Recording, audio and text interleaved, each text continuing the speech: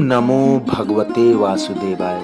जय श्री कृष्ण। दोस्तों, माताओं, बहनों, कल आपने श्रीमद् भगवत गीता के 9वें अध्याय में 7 से लेकर 9वें अध्याय तक विज्ञान सहित ज्ञान का जो वर्णन किया है वह बहुत गंभीर होने से फिर से उस विषय को स्पष्ट रूप से समझाने के लिए इस अध्याय का अब आरंभ करते हैं। यहाँ पर पहले श्लोक में भगवान पूर्वोक्त विषय का फिर से वर्णन करने की प्रतिज्ञा करते हैं। श्री भगवान बोले, हे महाबाहो, फिर भी मेरे परम रहस्य और प्रभाव युक्त वचन को सुन, जिसे मैं तुझ अतिशय प्रेम रखने वाले के लिए हित की इच्छा से कहूंगा। मेरी उत्पत्ति को अर्थात लीला से प्रकट होने वाले न देवता लोग जानते हैं और न महर्षि जन ही जानते हैं, क्योंकि मैं सब प्रकार से देवताओं का और महर्षियों का भी आदि कारण हूँ। जो मुझको अजन्मा अर्थात वास्तव में जन्म रहित अनादि और लोकों का महान ईश्वर तत्व से जानता है, वह मनुष्यों में ज्ञानवान पुरुष संपूर्ण पापों से मुक्त हो जाता है।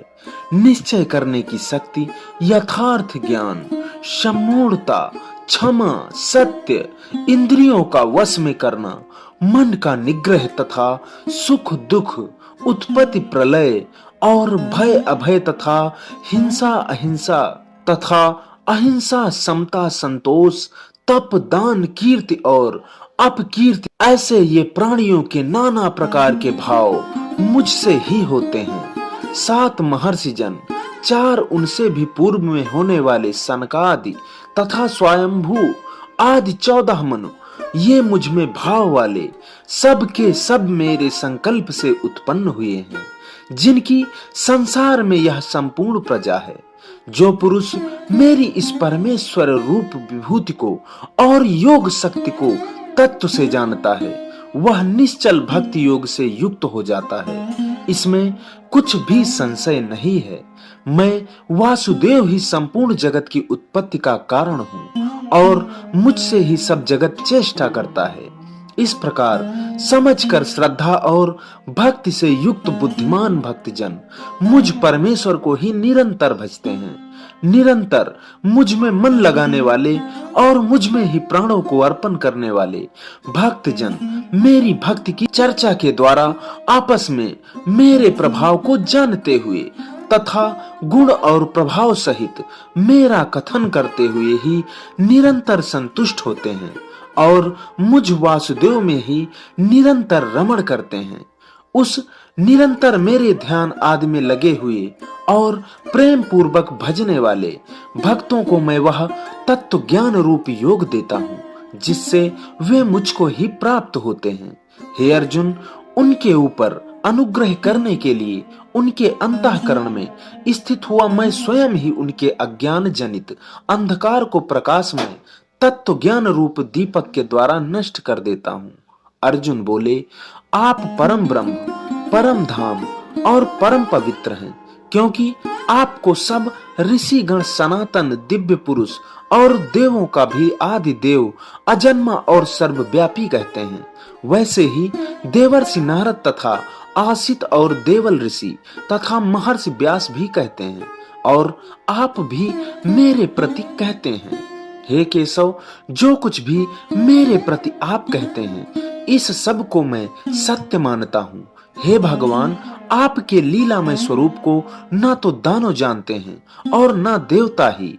हे भूतों को उत्पन्न करने वाले, हे भूतों के ईश्वर, हे देवों के देव, हे जगत के स्वामी, हे पुरुषोत्तम, आप स्वयं ही अपने से अपने को जानते हैं। इसलिए आप ही उन अपनी दिव्य विभूतियों को संपूर्णता से कहने में समर्थ हैं, जिन विभूतियों के द्वारा आप इन सब लोगों को व्याप्त करके स्थित हैं। हे योगेश्वर, मैं किस प्रकार निरंतर चिंतन करता हुआ आपको जानूं, और हे भगवान, आप किन किन भावों से मेरे द्वारा चिंतन करने योग्य हैं। हे जनार्दन, अपनी योग शक्ति और विभूति को फिर भी वास्तव पूर्वक कहिए, क्योंकि आपके अमृतमय वचनों को सुनते हुए मेरी तृप्ति नहीं होती अर्थात सुनने की उत्कंठा बनी रहती है। श्री भगवान बोले, हे कुरुश्रेष्ठ, अब मैं जो मेरी विभूतियां हैं उनको तेरे लिए प्रधानता से कहूंगा, क्योंकि मेरे विस्तार का अंत नहीं है। हे अर्जुन, मैं सब भूतों के हृदय में स्थित सबका आत्मा हूँ तथा संपूर्ण भूतों का आदि, मध्य और अंत भी मैं ही हूँ। मैं आदित्य के 12 पुत्रों में विष्णु और ज्योतियों में किरणों वाला सूर्य हूँ तथा 49 वायु देवताओं का तेज और नक्षत्रों का अधिपति चंद्रमा हूँ। मैं वेदों में साम वेद हूँ, देवों में इंद्र हूँ, इंद्रियों में मन हूँ और भूत प्राणियों की चेतना अर्थात जीवन शक्ति हूँ। मैं 11 रुद्रों में शंकर हूँ और यक्ष तथा राक्षसों में धन का स्वामी कुबेर हूँ। मैं 8 वसुओं में अग्नि हूँ और शिखर वाले पर्वतों में मैं सुमेरु पर्वत हूँ। पुरोहितों में मैं मुखिया बृहस्पति मुझको ही जान। हे पार्थ, मैं सेनापतियों में स्कंद और जलाशयों में समुद्र हूँ। मैं महर्षियों में भृगु और शब्दों में एक अक्षर अर्थात ओमकार हूँ। सब प्रकार के यज्ञों में जप यज्ञ और स्थिर रहने वालों में हिमालय पर्वत हूँ। मैं सब वृक्षों में पीपल का वृक्ष, देवर्षियों में नारद मुनि, गंधर्वों में चित्ररथ और सिद्धों में कपिल मुनि हूँ। घोड़ों में अमृत के साथ उत्पन्न होने वाला उच्चय श्रवा नामक घोड़ा, श्रेष्ठ हाथियों में एरावत नामक हाथी और मनुष्यों में राजा मुझको जान।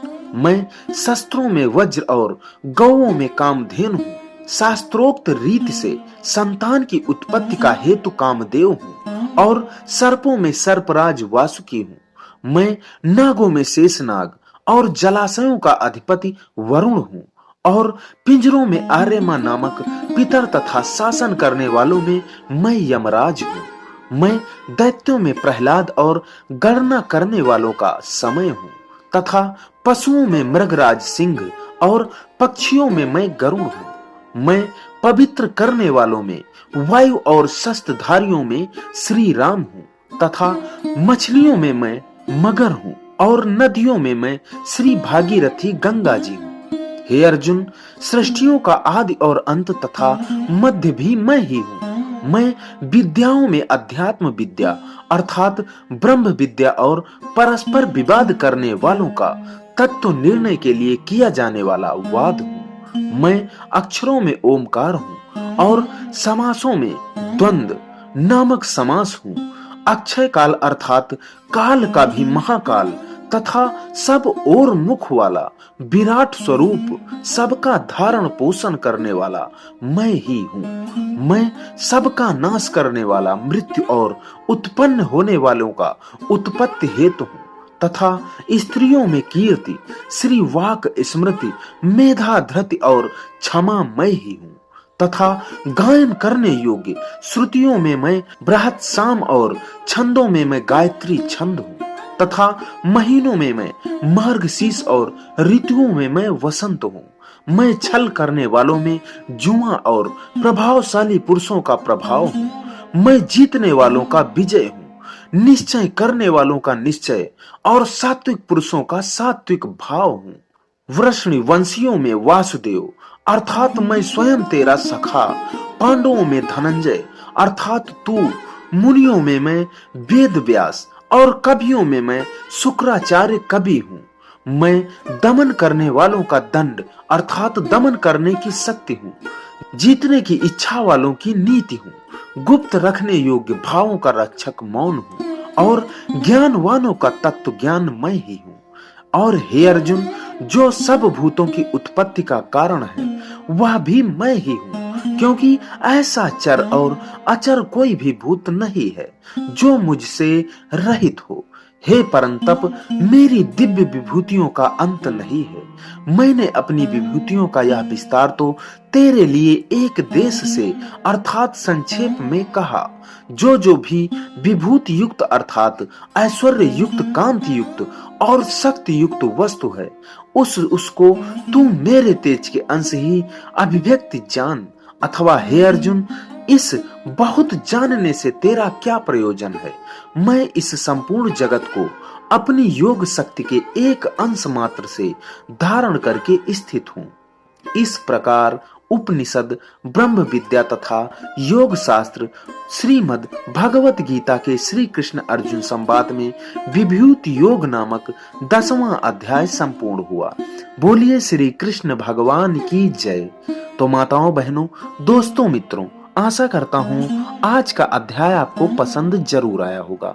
अगर आप भी भगवान श्री कृष्ण के सच्चे भक्त हैं तो वीडियो को लाइक, चैनल को सब्सक्राइब और कमेंट में अपने विचार जरूर बताएं आपको यह अध्याय कैसा लगा।